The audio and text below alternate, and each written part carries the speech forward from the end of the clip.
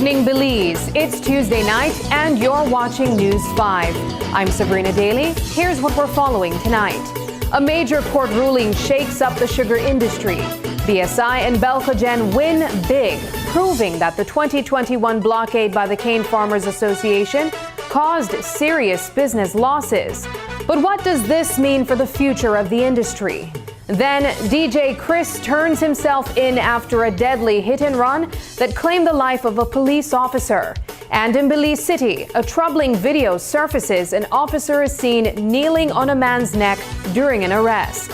But it's the man, not the officer, who's facing charges. Plus, a deep fake video featuring Lord Michael Ashcroft is making the rounds online. Don't be fooled. His office says it's a scam and they're taking action. And in tonight's Culture Tuesday, we shine a light on the Pablo Lambie Foundation and its mission to keep Garifuna culture alive. All that and more coming up. News 5 starts now. Stay with us.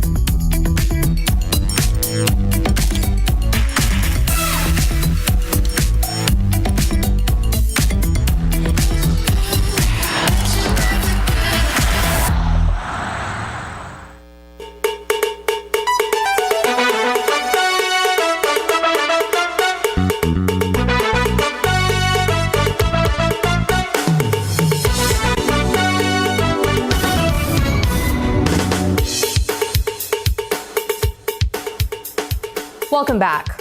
The High Court has ruled that the Belize Sugarcane Farmers Association and two of its members must pay over $500,000 in damages.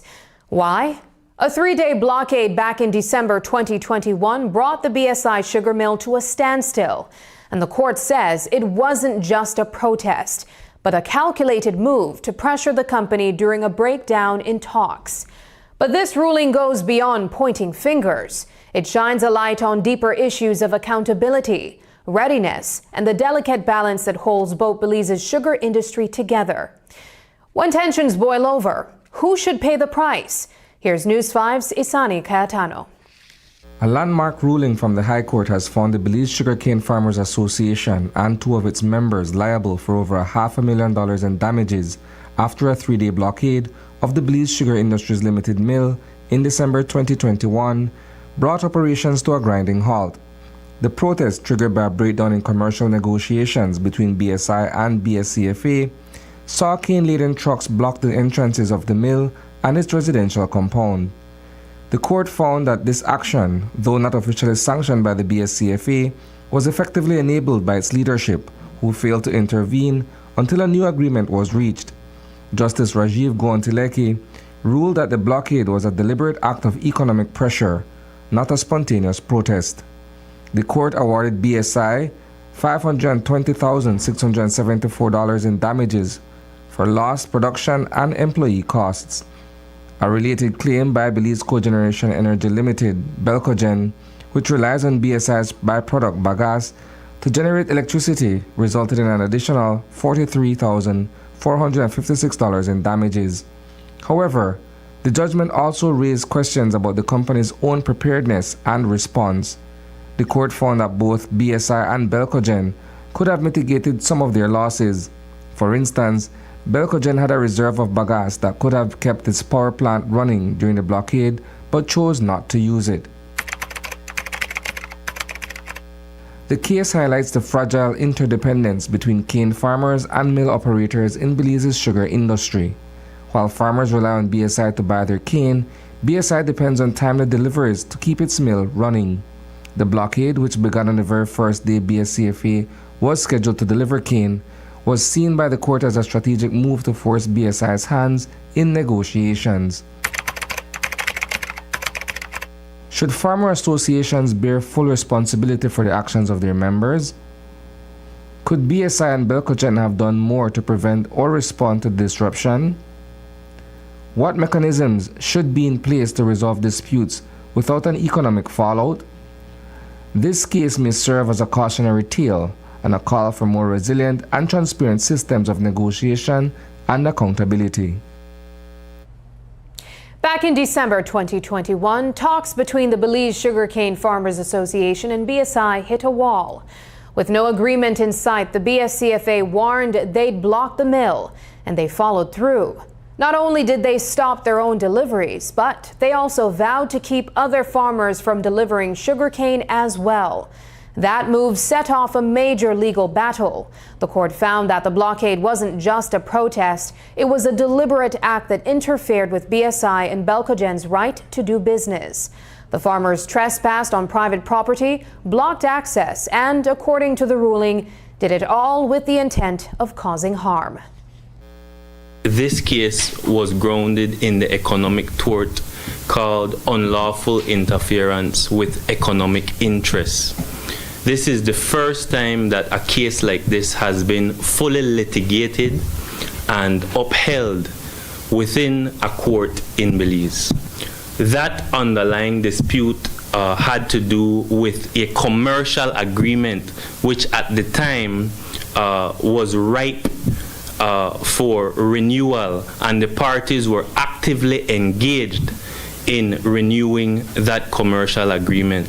There were ongoing discussions, negotiations at the time, and an impasse ensued, meaning the parties could not come to an agreement in terms of what the material terms of that commercial agreement would have looked like. In leading up to the actual to the blockade, the BSCFA had in a meeting, declared to BSI that if they could not come to some agreement in terms of what the commercial agreement would look like, they would in fact block the mill, and they also asserted that no other association, no other farmers would be allowed to deliver sugarcane to the mill. So that forms the backdrop, the factual basis upon which this claim was launched.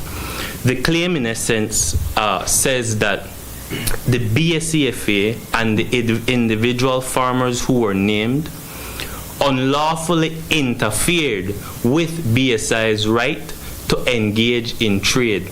So there are essentially four elements which had to be proven in court. The first is an interference with BSI's and Belcogen's right to engage in its business, in its trade. The second was that unlawful means were used. In this case, that unlawful means was a trespass on BSI's property, on BSI's compound, which blocked the ability of farmers to deliver sugarcane. The third element which had to be proved was that it was intentional, in a sense that it was deliberately done in order to cause harm, to cause damage. After months of legal back and forth, the court has sided with BSI and Belcogen, confirming that the blockade at the mill wasn't just disruptive, it was unlawful and costly. The companies proved they lost money, missed contracts, halted production, and even lost energy sales to the national grid. But as Hector Guerra explained, this case was never just about dollars and cents. It was about principle, about protecting economic interests and demanding mutual respect in how we resolve disputes. Here's more from that judgment.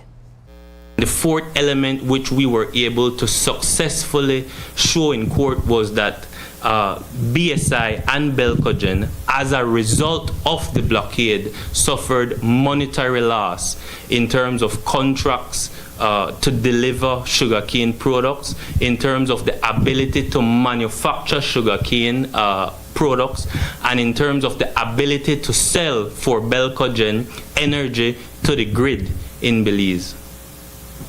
And the court agreed with you on what extent? Yes, so this is a fair and balanced judgment, but the underlying essence of the claim is that the court found that the BSEFA and two other farmers were liable because they intentionally and unlawfully blocked the entrance to BSI's mill. This was never about a monetary sum. It's not about the figure, it's about the underlying principle, it's about upholding economic interests and ensuring that parties engage with respect for each other.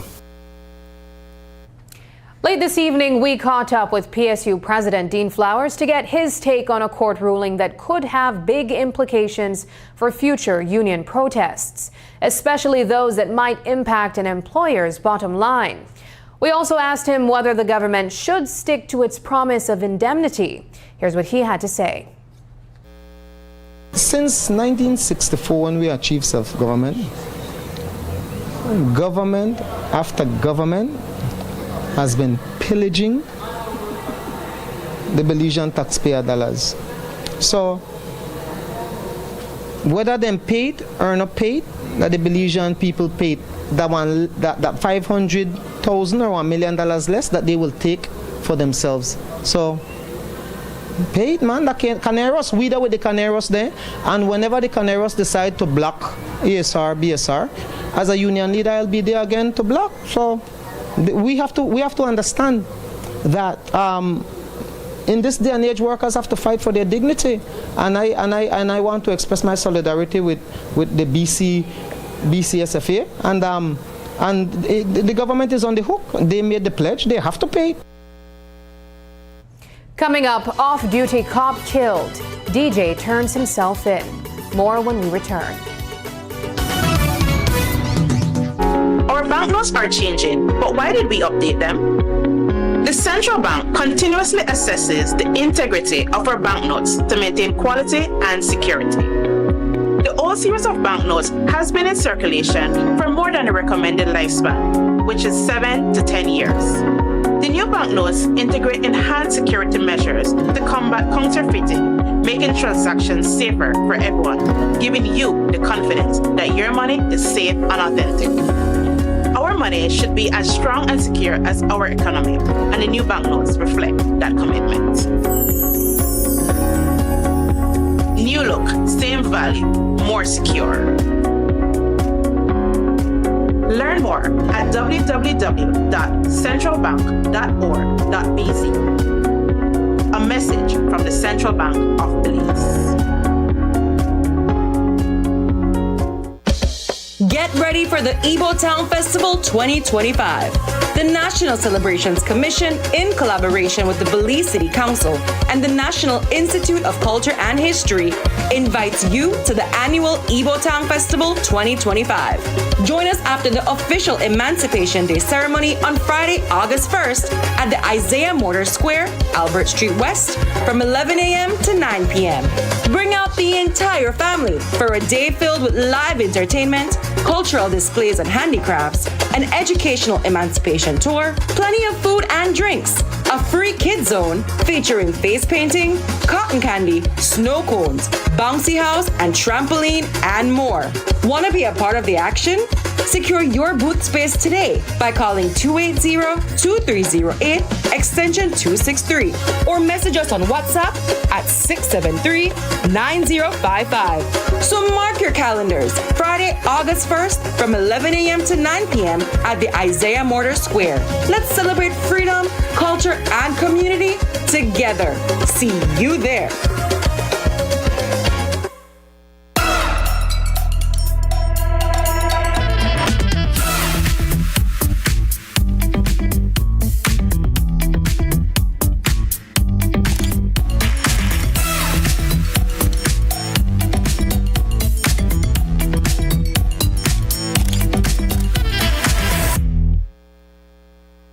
This is the new era of the Mexican Caribbean. A whole spectrum of colors and hues, multi-dimensional cuisine, holographic beaches. The true new era is within you.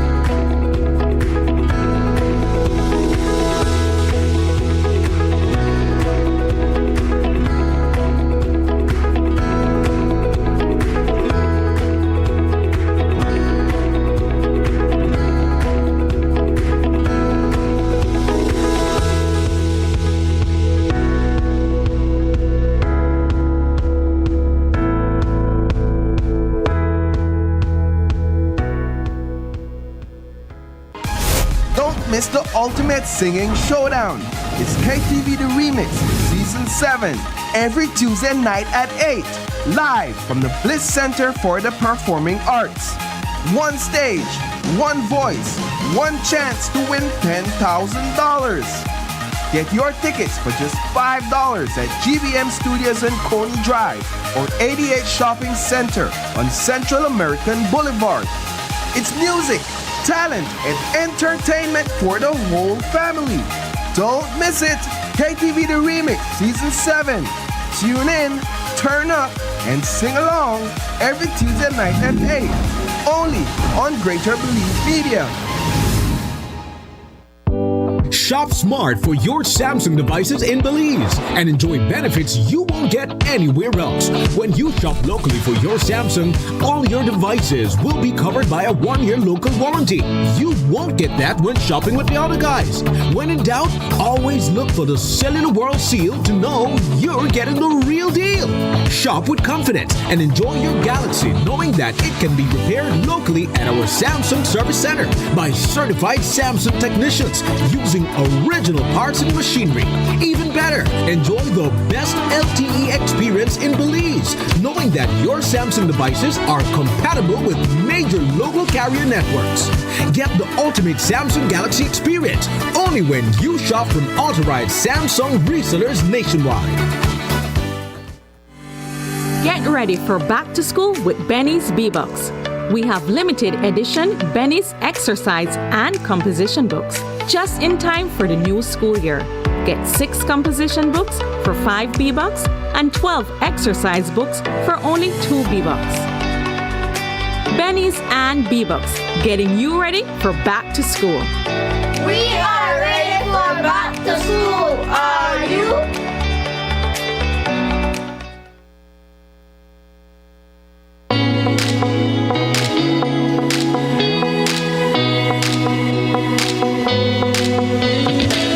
Oh man, one more scroll and my data is done.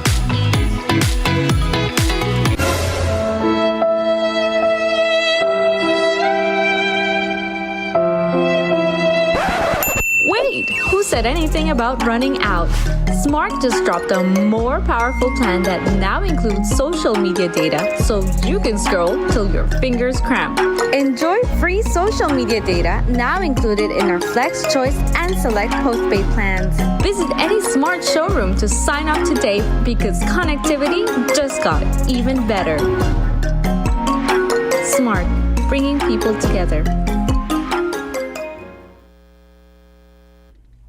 The Belize Tax Service might soon look very different. And today, union leaders made sure staff were in the loop. The Public Service Union and the Association of Public Service Senior Managers met with BTS employees to talk about the proposed shift to a semi-autonomous revenue authority, or SARA. Fresh from talks with the Ministries of Finance and Public Service, PSU President Dean Flowers led the session to break down what this transition could mean for workers. Staff from across the country showed up, except for the Punta Gorda and San Pedro branches. It was very important for us to have this meeting with staff because what we learned in that meeting on, I believe it was July the 16th, was that there had been no consultation with staff on this matter. And this transition, of course, stands to affect all 256 persons who are currently employed at the Belize Tax Services Department, considering the options that are being afforded to them now. How do you counter what the management of the BTS is saying, though, because they in essence say you're making much ado about nothing, that all their employees currently there will have a place to come to when the transition is done? Okay, so as the director would have suggested to the media, I understand last week, is that staff members will be afforded the opportunity to resign. I believe that's an option. To transfer into the wider public service or to transition into SARA. Concerns are growing among staff at the Belize Tax Service Department as the transition to a semi-autonomous revenue authority inches closer. PSU President Dean Flowers says the move could leave over 230 employees feeling sidelined. According to Flowers, the 3 options presented to staff don't offer fair chances for career growth or proper compensation. He broke it down for us, and here's what he had to say. Now, if you force me to resign because I do not wish to interview for the position I currently hold, I already hold a position in the Belize Tax Services Department / SARA. You're saying to me that I can transition, but I must interview for the position that I already hold. A position that was offered to me by the Public Services Commission, a position that I accepted, and I have accrued certain benefits. My terms and conditions are set, whether it's compensation in terms of salary, allowances, whether it's my right or my privilege or my entitlement to ultimately earn a gratuity and a pension, you're saying to me that even though these things are already guaranteed to me, I would have to forego them. You're not giving me an option, because if I want to transition, I have to interview for a position I already hold. And if I fail to meet your requirements for the position I already hold, what next? Where am I going to transition to? What if you say to me, well, you're currently a manager, but the interviewing team, which will comprise of a politically appointed advisory committee, says, well, you know what, I don't like Marisol. I think she disrespected me at some point during her career, so I don't want her to be a manager. But we could give her one clerk position. And people might say, how the hell are you going from a clerk, from a manager to a clerk? Well, go and ask the people at the company's registry what happened to them. They're pushing papers, some of them who are already managers, who are next in line to be director. So this nonsense that Michelle Langsworth is preaching, that you could transition into the SARA, is utter, I don't want to use some bad word, you know. The push to transform the Belize tax service into a semi-autonomous revenue authority is being sold as a move toward greater efficiency, but not everyone's convinced. Director General Michelle Langsworth says the change will improve how revenue is collected. But PSU President Dean Flowers isn't buying it. He says there's been no proof, no draft legislation, nor no organogram, and no clear plan showing how this shift will actually make things better. Flowers also revealed that the transition would nearly double the department's staff from 236 to 400. So what's really driving this change? Here's how he breaks it down. And an increase of 40% in staff will now require a larger space. So you'll probably need more buildings, especially in the districts. You'll need more computers, more desks. You'll need more vehicles to mobilize people. So the increase in costs for this SARA can be substantial. But then these people are unable to say to me how they will transform SARA into a greater into a higher revenue generating department. How will they improve their collection efficiency, and how will they reduce their current administrative staff? These people are shooting in the dark. They don't know what they're doing. And I challenge them. I challenge them to present to you an organogram that the SARA looks like. I challenge them to present to you a 5-year projection of how the current tax services department will increase its collection by 50% to be able to sustain this new increase in cost. It's a mess that's been piling up for years, and now residents of Cristo Rey have had enough. Just outside the village entrance, an illegal dumping site has turned a piece of private land into a growing eyesore. Locals say it's more than just trash. It's a threat to their health and their community. So today we headed west to hear their concerns firsthand. News 5's Brittany Gordon has that story. There's a serious pollution problem happening in Cristo Rey Village. Earlier this week, a video depicting several people dumping a truckload of trash onto a private property in the village began circulating on social media. This property is just off the side of the road at the entrance of the village, making piles of trash one of the first things people see when entering the community. Village Chairman Wilmer Guerra says this problem has been occurring ever since the fence closing off the area was removed during the road upgrades a few years back. They were constructing the road, they broke off the fence that was here, and so people now have access to this area. And before it was just a steep hill, but now the construction of the road, they leveled it off so people can easily access it. And they're just illegally dumping their garbage now for like 2 years now.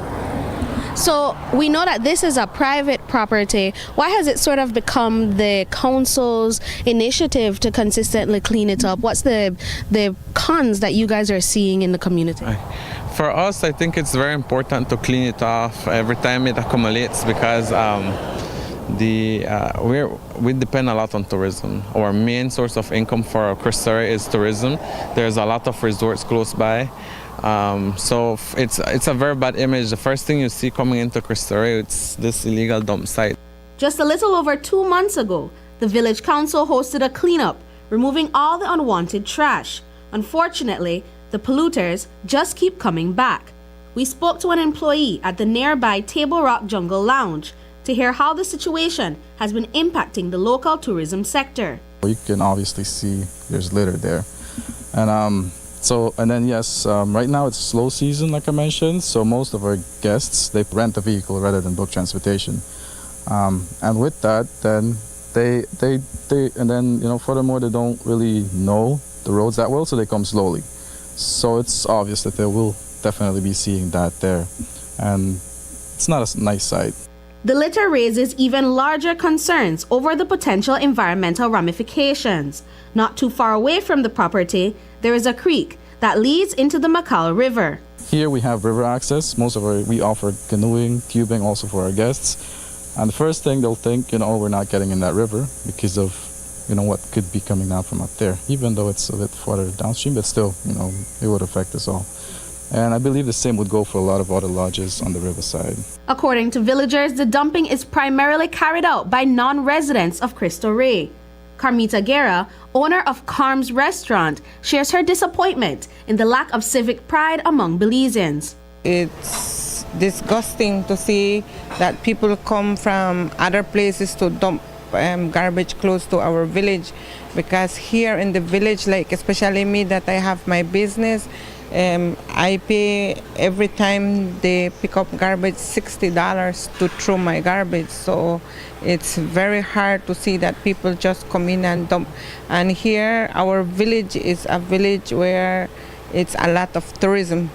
We work with tourists. We work with the BTA and BTB, and then it's very hard for us to see that if our village just left like that, the people throw garbage, and then our people that come visit us, they will say, well, the people from Cristo Rey, they are very dirty. They are people that are nasty. Guerra explains that the village has an efficient garbage disposal system in place. Additionally, there are designated dump sites located on the Benque Road and in San Antonio Village, making the illegal dumping an unnecessary endeavor. It's unfortunate that it's not people from Cristo Rey, it's not people from San Antonio. In Cristo Rey, we have a very robust domestic garbage management program in which we do every 2 weeks. We go from household to household collecting garbage, and then we transfer it to the transfer station on the Benque Road. So we do have that, and people have already become accustomed to it, and they're expecting it. Whenever 3 weeks passes and you haven't done it, they give you a call and say, when will you pick up garbage? Because they don't like throwing garbage everywhere. And so I'm very proud of the Cristo Rey people, and it's unfortunate enough that it's now people from Santa Elena, San Ignacio, and other areas that are coming in and dumping their garbage here when they're even closer to the dump site than us. After the fence was broken down to reconstruct the road, the Ministry of Public Works promised to repair it. However, that promise is yet to be fulfilled. The polluters captured on video have been reported to the police, who are now conducting an investigation. Brittany Gordon for News 5. After the break, Pablo Lambi Foundation fuels dreams and preserves culture. But first, here's the latest weather update from the Belize Met Service.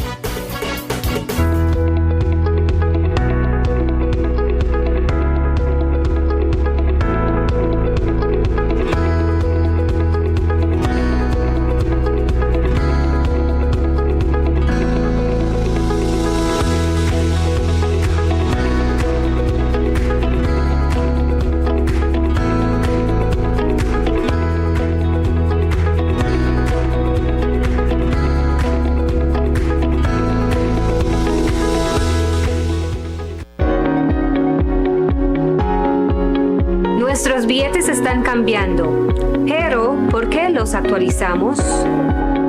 El Banco Central evalúa continuamente la integridad de nuestros billetes para mantener la calidad y la seguridad. La serie anterior de billetes han estado en circulación por más del tiempo de vida recomendado, que es de 7 a 10 años.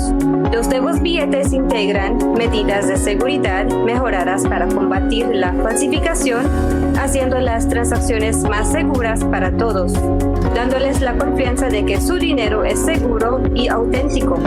Nuestro dinero debe ser tan fuerte como nuestra economía, y los nuevos billetes reflejan ese compromiso. Nueva imagen, mismo valor, más seguros. Para obtener más información, visite www.centralbank.org.bz. Un comunicado del Banco Central de Belice. This summer, your Wednesdays just got better. Join your Belize City Council for the Midweek Wine Down Series. A new relaxing evening of wine, cheese, live jazz, and spoken word. It's your midweek escape, happening Wednesday, July 30th at City Hall Square on Regent and Albert Streets from 5:30 p.m. to 10 p.m. Bring your friends, sip, connect, and unwind in the heart of downtown Belize City. Want to be a part of the action? Secure your booth space by calling the Public Relations Department at 280-2308, extension 238, or message us on WhatsApp at 673-9055. Let's unwind together. Your Belize City Council. Always vote the people. On July 10th, 2025, Belize Electricity Limited and Blair Atoll Power Company Limited signed a historic power purchase agreement for the development of a 15-megawatt utility-scale solar plant, complete with a 1.5 megawatt, 3 megawatt-hour battery storage system. This project represents a significant milestone in building a cleaner, more sustainable, and resilient electricity grid. Today's signing is the furthest we've ever come down the road of realizing the needed facilities and our own ambitions for harnessing the power of the sun. This PPA provides a model in which everybody, BEL, Babcock, and consumers win, and that is how it should be. We have every confidence that Babcock can and will bring this project home, and BEL publicly offers whatever support it can to realize this goal. What we learn here will set the foundation for future projects, including solar, wind, hybrid systems, and even other emerging developing technologies, renewable energy technologies, that Belize will need if we are going to remain competitive and resilient. BEL and Babcock will collaborate closely to develop and commission the plant within 12 to 18 months from the start of construction. Once operational, the solar plant will supply clean, renewable energy directly to the national grid, strengthening Belize's energy security and diversifying our national energy mix. Dengue and Zika alert. Do your part by preventing mosquito breeding. The Ministry of Health reminds the public that as we enter the rainy season, be aware of the dangers of dengue, chikungunya, and Zika. These are infectious diseases that are transmitted by the bite of Aedes aegypti and Aedes albopictus mosquitoes. These mosquitoes are most active in early morning and late afternoon. Activities that should be done to prevent dengue and Zika include: avoid having containers that can collect water in your yard. Cover water storage containers such as drums. Change the water in flower pots every 4 or 5 days. These are ideal breeding sites for the mosquito. With the elimination of breeding sites in and around the yard, dengue and Zika can be avoided. Dengue and Zika begin with sudden onset of high fever. Other signs and symptoms include rash, joint pain, eye pain. The public is also encouraged to use mosquito repellent spray or lotion on the body or clothing. Do your part by preventing mosquito breeding. A health and wellness message from your Ministry of Health.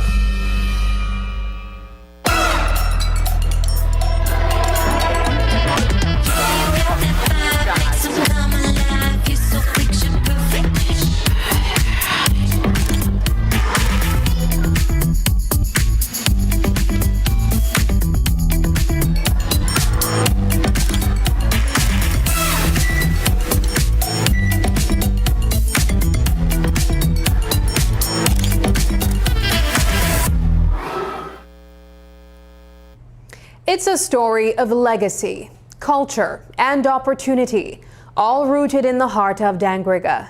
The Pablo Lambie Foundation, named after a cultural icon from southern Belize, is doing more than just preserving Garifuna tradition. It's helping young people thrive. From scholarships to cultural immersion, the foundation is shaping futures while honoring the past. Tonight, we take you inside the movement that's keeping the Garifuna spirit alive, one drumbeat, one student, and one powerful story at a time. Here's this week's Culture Tuesday with Paul Lopez.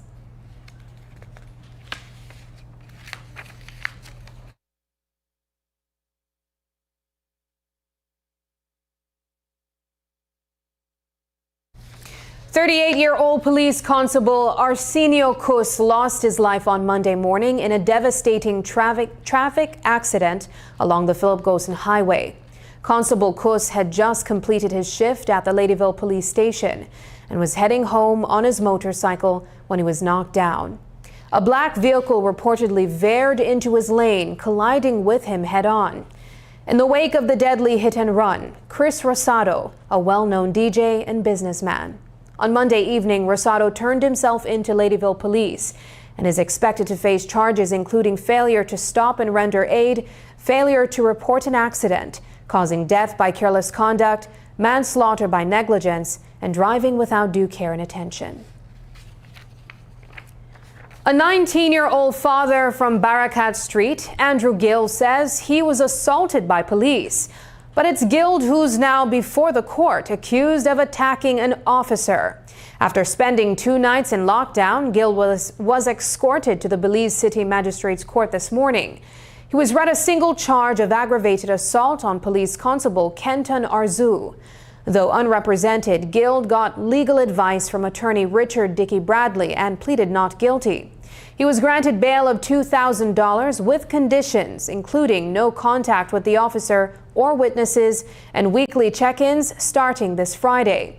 The charge stems from a July 27th incident. Police say they intercepted Gill driving a pickup with no plates. He was reportedly wanted for questioning in a shooting. According to officers, Gill resisted arrest and shoved PC Arzu during the confrontation.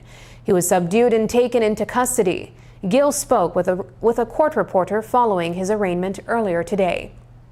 The thing is, right, the police try to use force upon me and I try to help myself. And when they realize that I try to help myself, they go tackle me to the ground. So use excessive force against me. Well, since as you notice, my face still leave bruise up a little bit. Okay. Where were you when all of this happened and why did they even come at to where the moment you were? at the time, I just jump in my car, they reverse up, they look for go pick up my daughter. Which area is this? You understand me? This alright? Corner crawl with a Reggae Street. Okay. You understand me? I dip on my way to go to my daughter, to go pick up my daughter. And the police truck stopped me. Alright, I don't say a regular police stop. Ready? So they come out, search your vehicle. Yeah, everything straight. Tell me if I go. Alright, so I had a reverse now for out of their way. They won't go. And the officer will say, assaulted he, come out of the truck, chase down my car for a second time. I tell you go, come out of the vehicle right away, I felt threatened. You understand me right away? I push my hand out of the vehicle and I tell him I don't have nothing, I don't do nothing. You understand me? And by the time he opened my door, he'll use excessive force against me. He look for hurt me, you understand me? So all I do, I try to use myself to just let go off of here, release off of here. You understand me? After that, 2 other police call, tackle me to the ground, had their knee on my neck. Also in my back too, I couldn't breathe for like 3 minutes. And I make them know clear that I was so all I know. And me personally, I think the reason why the man bring that charge to me because I know that I will take legal action. And I'm not stop till I get my victory. Gill is due back in court on October 7th. A fake video making the rounds online is setting off red flags, and this time it's falsely featuring Lord Michael Ashcroft. The video, which has been digitally altered, claims he's endorsing a cryptocurrency scheme with promises of high returns. But his office is setting the record straight. It's a complete fabrication. They're calling it a malicious scam designed to trick viewers by misusing Lord Ashcroft's name and reputation. He never gave the interview, never made those statements, and has never backed any crypto or financial product like the one being promoted. The public is being warned, don't fall for it. And remember, any real statements from Lord Ashcroft or his team will only come through official, verified channels. His office says they're working to take the video down and are exploring legal action against those behind it. It's a story of legacy, culture, and opportunity, all rooted in the heart of Dangriga. The Pablo Lambi Foundation, named after a cultural icon from southern Belize, is doing more than just preserving Garifuna traditions. It's helping young people thrive. From scholarships to cultural immersion, the foundation is shaping futures while honoring the past. Tonight, we take you inside the movement that's keeping the Garifuna spirit alive. One drumbeat, one student, one powerful story at a time. Here's this week's Culture Tuesday with Paul Lopez.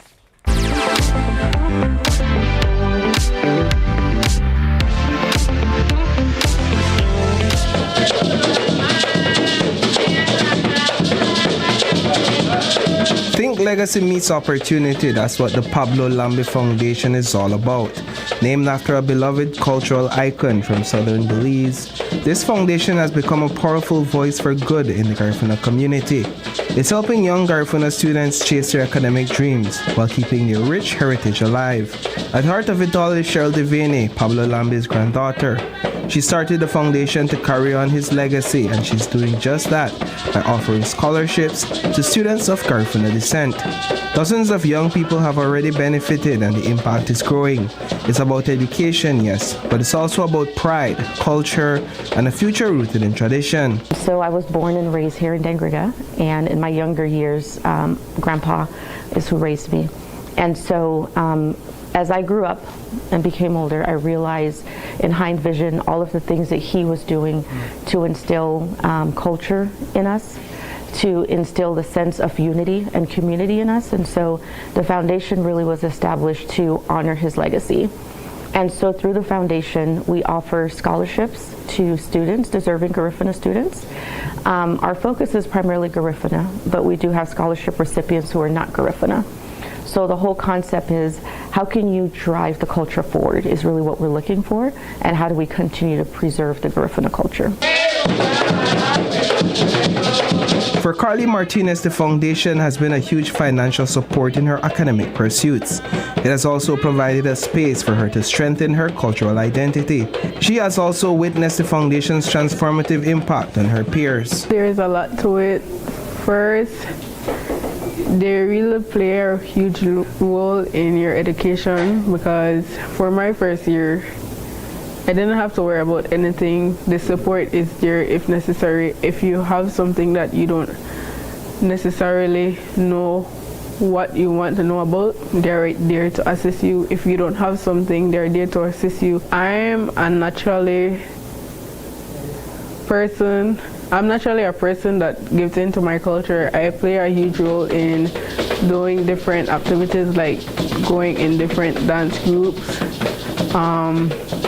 I am in a cultural group whereby we do singing and performances. I was going to Gulisi Community Primary School, so I've been in many competitions, like the Jankono competition, the Battle of the Drums, and different festivities that they have. I partake in. Georgette Lambi is keeping her father's legacy alive, one drumbeat at a time. Despite her mother's disapproval, Pablo Lambi taught her how to play the drums. Now Georgette's passing those cultural lessons on, inspiring the next generation and becoming a role model in her community. When I was 4 years old, he would put me on his shoulder and we would go to the reenactment to do the Yurume, where we come in. My father, his friends, we both would be coming in. That's where I held my first drum. I listened to the drum, and now he said, don't just listen to the rhythm, baby. Just listen to the rhythm and let the rhythm take your hands. No one taught me how to play a drum.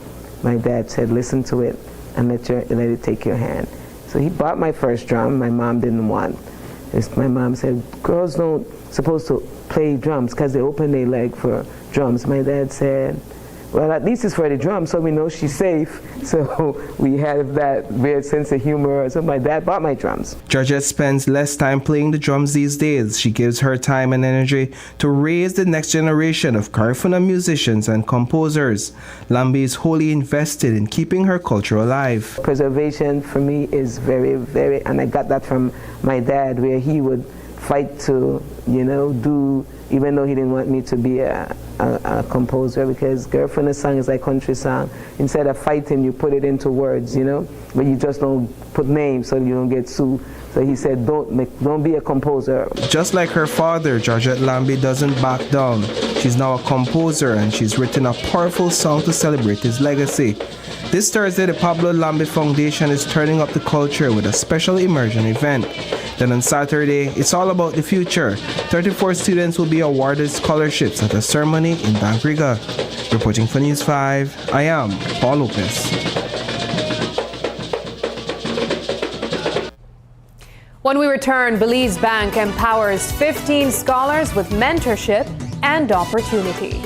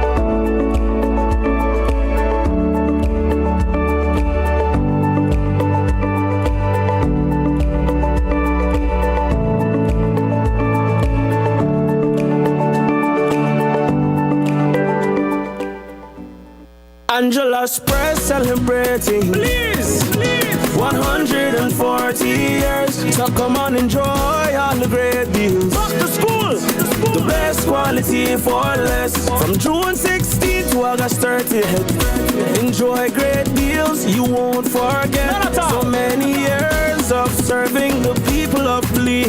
Yes, that's Angela's Press. Cause we went back to school from June 16th to August 30th. Back to school. Win cash on every Tuesday. 10% off on every Tuesday. So when them ask, just tell them that we're going back to school. Win an office makeover and 1,000 cash. Back to school, scratch and win. Everybody just come in. We're back to school. It's Angela's Press anniversary. Everybody come, enjoy great deals. From June 16th to August 30th. Enjoy great deals. It's Angela's Press 140th anniversary. Come out, come in and enjoy great deals. Cause we going back to school from June 16th to August 30th. Back to school, come win cash every Tuesday. We going back to school, 10% off on every Tuesday. So when them ask, just tell them that we're going back to school.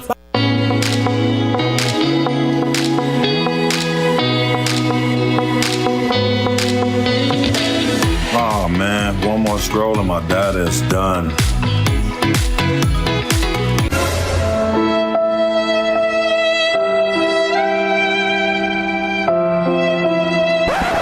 Wait, who said anything about running out? Smart just dropped a more powerful plan that now includes social media data, so you can scroll till your fingers cramp. Enjoy free social media data now included in our Flex Choice and Select postpaid plans. Visit any Smart showroom to sign up today because connectivity just got even better. Smart, bringing people together. This is where blue innovation meets green ambition and orange creativity thrives. Join us for the Belize Investment Summit 2025, September 3rd to 5th at the Sunset Caribe in San Pedro. This is the future of regional integration, and it starts here. Whether you're returning home, expanding regionally, or entering new markets, Belize welcomes you. Why Belize? Why now? Belize Investment Summit 2025, Bridging Markets, Building Resilience. September 3rd to 5th, Sunset Caribs, San Pedro. Visit investmentsummit.bz to register and be part of shaping the investment frontier. Don't miss the ultimate singing showdown. It's KTV The Remix, Season 7, every Tuesday night at 8, live from the Bliss Center for the Performing Arts. One stage, one voice, one chance to win $10,000. Get your tickets for just $5 at GBM Studios and Coney Drive or 88 Shopping Center on Central American Boulevard. It's music, talent, and entertainment for the whole family. Don't miss it. KTV The Remix Season 7. Tune in, turn up, and sing along every Tuesday night at 8. Only on Greater Believe Media. A hurricane can turn everyday objects into dangerous projectiles. Secure loose outdoor items like furniture and grills. Board up windows and trim trees around your house. These simple steps can significantly reduce damage during a storm. Don't wait until the last minute. Be proactive and secure your home today. Remember, it pays to get it right with RFNG Insurance, a Road Group company.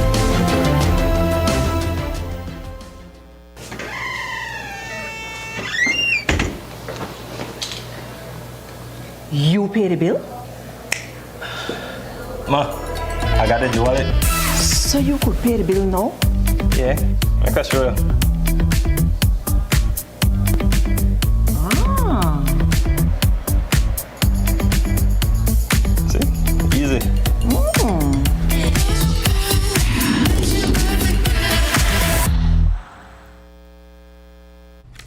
More funding is coming soon to support climate resilience in Belize. Today, the Development Finance Corporation signed a new agreement with the Belize Fund to unlock more funding for climate resilience and blue economy projects. It's a 5-year partnership aimed at making environmental financing easier to access. And it's all part of a bigger push to protect our natural resources and support sustainable development. News 5's Brittany Gordon has the details. Two of Belize's top financial institutions are teaming up to take on climate change head on. The Belize Fund for a Sustainable Future and the Development Finance Corporation are joining forces to boost climate resilience through co-financing, knowledge sharing, and community outreach. Henry Anderson, CEO of DFC, says the partnership fits perfectly with their mission to grow Belize's blue economy and support sustainable development across the country. Belize is the second most vulnerable country as it relates to climate change. It's existential. So when we adopted our environmental and social safeguard policy, essentially what we're saying is when we make decisions and we make investments, we have to work with our clients to ensure that those investments as best as possible take into, it's forward-looking, it takes into consideration the challenges we face with climate change. When you look at the natural capital that Belize has in terms of the atolls, the marine area, the barrier reef, and the livelihoods that depend on it, right? Now, we could do everything perfect in Belize and climate change will still come because we're not the problem, right? We're the victims. But we can't just sit back and cry on that. So we have to find ways to help the fishers exist. Since 2022, the Belize Fund has been working to create transparent and inclusive financing for conservation and development of Belize's marine and coastal resources. According to Executive Director Dr. Leandra Cho Ricketts, this memorandum will strengthen the organization's ability to support crucial climate change solution projects. At the Belize Fund, we're excited for this partnership because it's an opportunity for us to be able to scale up and leverage the monies we have, which, as you all are aware, is a sustained source of income coming through the proceeds of the Blue Bond, right? So that's with us for the next 20 years and even beyond. And it's certainly not enough to provide all the impacts we would want, positive impacts we would want. So this opportunity allows us to take that and leverage it with the resources from DFC to be able to also create new and innovative ways of supporting especially the blue economy and helping those stakeholders to be more resilient particularly to climate change. Through this partnership, the DFC will focus on financing communities that depend on the blue economy to survive. The aim is to support the long-term development of Belize's economy and people. Let's take the artisanal fishing product that DFC rolled out last year. We did over 300 loans, over $3 million. That might sound like small numbers, but that's big. It's about 13% of our productive portfolio.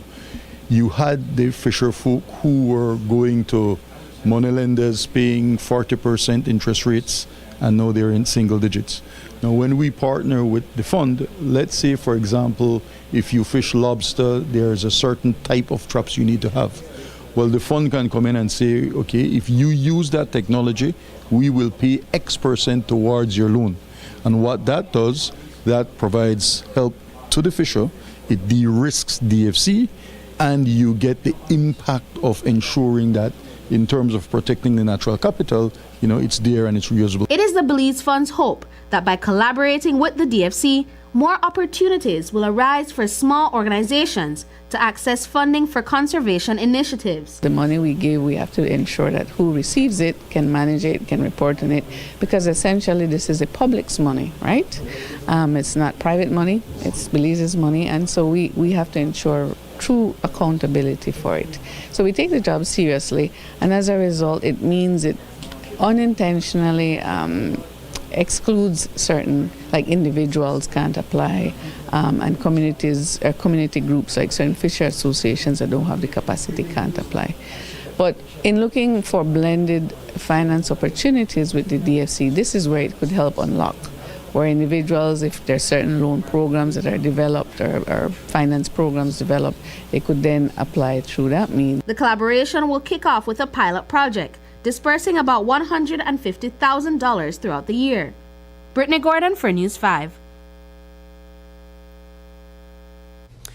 15 bright young minds are one step closer to their dreams, thanks to a major boost from Belize Bank. Out of a competitive pool of 175 applicants, these standout students have been awarded full scholarships to continue their education at the high school and sixth form levels. But the support doesn't stop at tuition. It's about mentorship, support, and building Belize's future leaders. Filippo Alario of Belize Bank says it best. Education has the power to transform lives and build stronger communities. Tanya Arceo has the story. 15 students are now Belize Bank scholars, and they've got more than just financial support behind them. At the bank's 13th annual scholarship ceremony, 10 high schoolers and 5 sixth form students were awarded full scholarships from a pool of 175 applicants. One standout student made history by earning the scholarship at both levels. Each student is paired with a mentor from the bank, offering guidance and support beyond the classroom. Executive Chairman Filippo Alario reminded the scholars that success today takes more than good grades. It takes curiosity, adaptability, and digital smarts. The technologies of tomorrow are here today, and guess what? You're going to be part of the next generation that is going to drive that technology. So I urge you to be curious, stay adaptable, embrace the unfamiliar. Whether you're studying business, engineering, medicine, or arts, you need to make sure that you know how technology touches everything. For me, I started learning many years ago, and I continue to learn every single day. And I find that I need to continue to learn faster and faster and faster to keep up. Minister of State Ramon Cervantes applauded Belize Bank's long-standing commitment to student development. He reminded the scholarship recipients that their achievement is not only a celebration of personal potential, but a call to embrace responsibility, stay rooted in their values, and use education to uplift others and build a stronger Belize. And this year, they're awarding 10 high school scholarships and 5 for sixth form. And you continue to demonstrate that access to education must never be determined by circumstances alone, but instead, education is the primary tool to transform adverse circumstances into opportunities for success. Your consistent investment in our students shows the true meaning of corporate social responsibility. You are not just building a business, but you are also helping to build a nation. CEO Alario outlined how the scholarship recipients are chosen, noting that selection is based on both academic excellence and financial need. He emphasized that each application is carefully reviewed, ensuring that the program continues to uplift students who show promise and perseverance. So the criteria to get into the scholarship, anybody can apply, and it's really a mix of academic and merit. So we try to have the bright students and push them through the next level, and also those who actually need it. We have a committee in the bank that looks at all the applications. It is a very, very difficult job to just select a small number. We had over 180 applications this year. Joshua Smith, a scholarship recipient from Orange Walk, expressed his excitement and gratitude. He shared what receiving the scholarship means to him and how it motivates him to work even harder toward his goals. I'm going to Muffles College right now, and I feel excited to be one of the chosen recipients because it's only a chosen few, and I'm glad to be a part of that chosen few. Belize Bank is doubling down on its commitment to education. As 15 new scholars begin their journey, the bank is already planning to expand with a sharper focus on sixth form students who often get left behind. Beyond the books, it's about building leaders. For News 5, I am Tanya Arceo. Up next, Belize pushes for smoke-free future.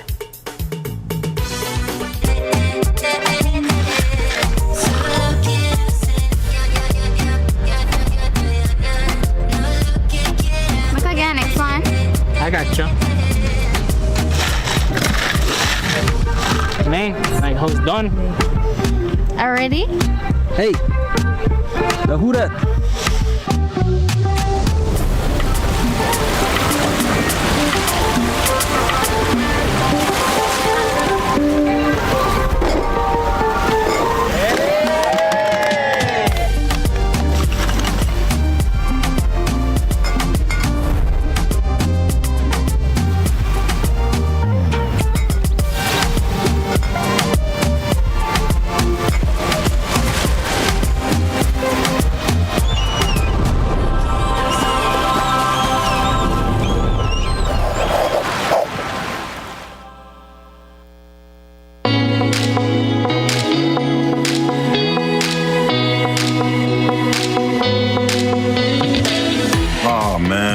Scroll and my data is done.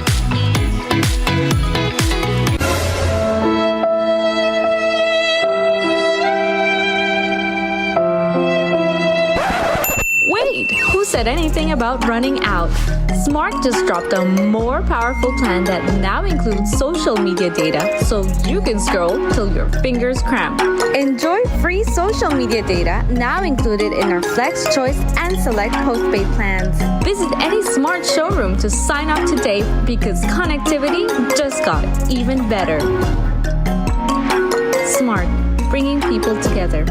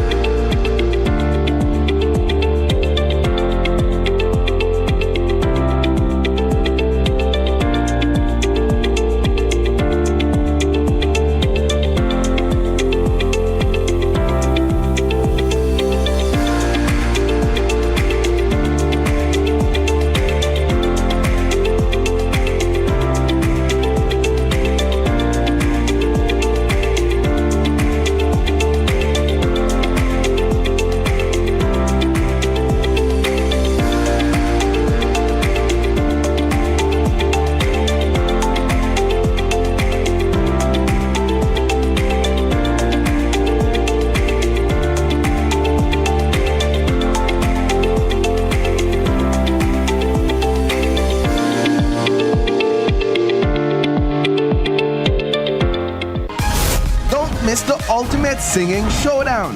It's KTV The Remix Season 7 every Tuesday night at 8, live from the Bliss Center for the Performing Arts.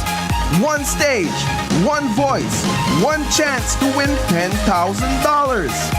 Get your tickets for just $5 at GBM Studios and Coney Drive or 88 Shopping Center on Central American Boulevard. It's music, talent, and entertainment for the whole family. Don't miss it. KTV The Remix Season 7. Tune in, turn up, and sing along every Tuesday night at 8. Only on Greater Belize Media. Hail the Jaguar, raise the Jaguar club. Every team now time to defend. It's not the BPBL. The Belize Premier Basketball League, powered by Betty's Home Center, brings to you a weekend like none other. A time when the biggest and brightest stars in the BPBL and in our society gets an opportunity to showcase their talent. It's the BPBL All-Star Weekend. BPBL, right now are the hottest league in a Belize. On Thursday, July 31 at the Belize Civic Center at 7:30, we'll see the top guys in the BPBL competing for who will be the Mirage Belize Skills Challenge champion. Then at 8:30 in the night, Let's get ready to rumble! the top positive and influencing models in our society will have an opportunity to compete in the BPBL Celebrity Game. Team Tony Leslie versus Team Santiago Castillo Sr. Who will be the last man standing in this mega celebrity game? We are the last man standing. The future of the BPBL will take center stage when the top under 21 stars will do battle against the top aspiring stars in the BPBL to see who will be the top dog in the league. This is why I'm hot. And then on Friday, August 1 at the Belize Civic Center, also beginning at 7:30 p.m., the top hot shooters in the league will compete in the Power Stout 3-point shootout. Who will be the BPBL 3-point champion? Followed by the high-flying dunkers from the BPBL, battling to see who will be the 2025 Cellular World Slam Dunk champion. If you are what you say you are, a superstar. Then at 9:30 p.m., the top 24 superstars in the league will go to war to see which division is the strongest. Competing in the V Department All-Star Classic. Is it the Tony Leslie Mayan division or the Santiago Castillo Senior Toucan division? BPBL. Bring out the entire family this Thursday and Friday at the Belize Civic Center, starting at 7:30 p.m. for a weekend of all-star activities. Parents, bring your kids at the Civic Center on Tuesday, July 29 at 1 in the afternoon for a BPBL All-Star Camp hosted by the All-Star Players. BPBL, welcome to the jungle. Sponsors.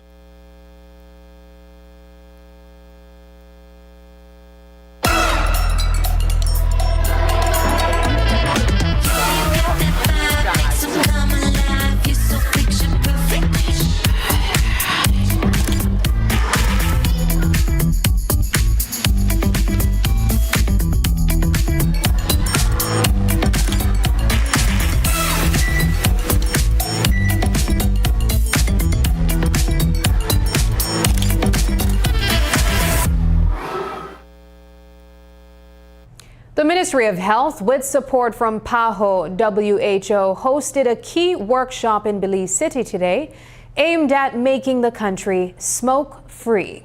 The event is part of a regional push for stronger tobacco laws across Latin America.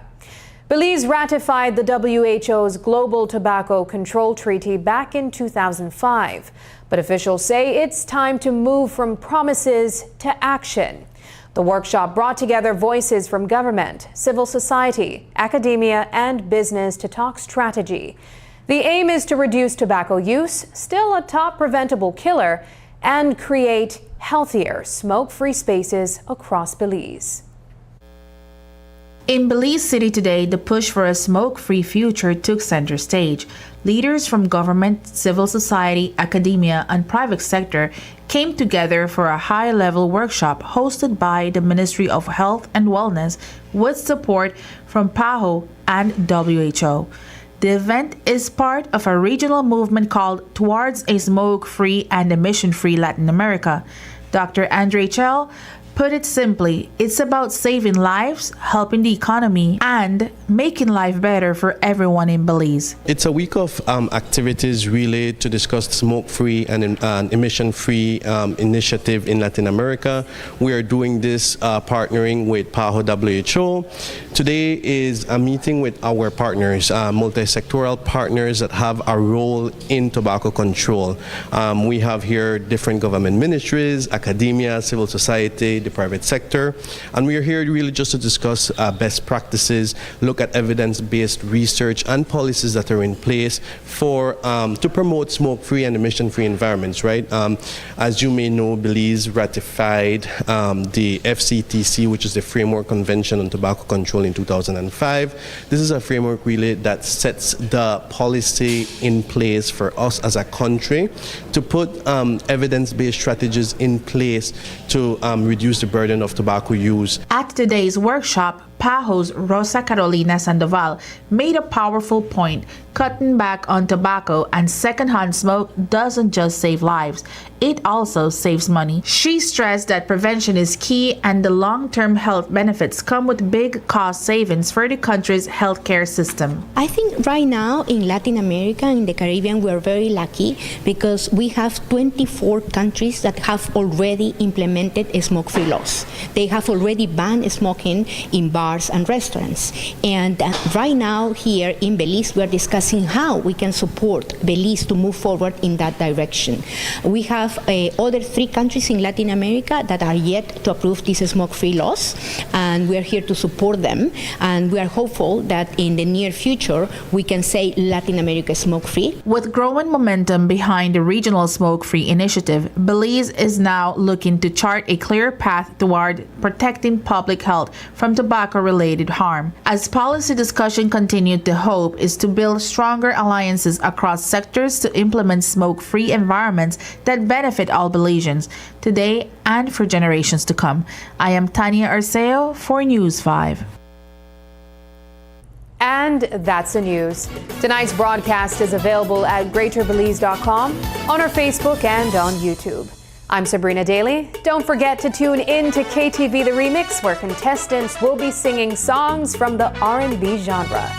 Thanks for joining us, and from all of us here at News 5, good night.